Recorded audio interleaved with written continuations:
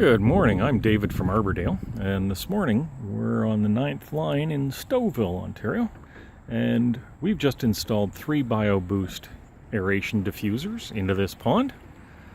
The pond right now suffers from a lot of sludge because of all the leaf material and plant material around the pond. Jesse's over on the shore. We fired up a half-horse compressor, rocking piston compressor, and there's the BioBoost.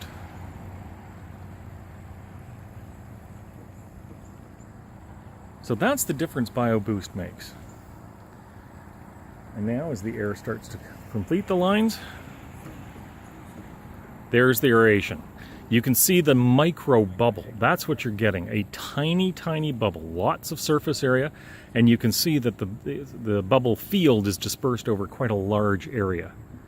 And that's the genius to BioBoost. Large area dispersal, tiny little bubble, and BioBoost holds the bubble in the water longer than any other diffuser.